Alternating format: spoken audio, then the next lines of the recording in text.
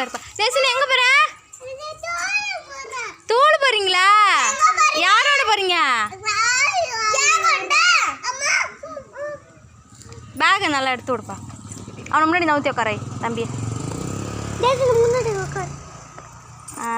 இப்போ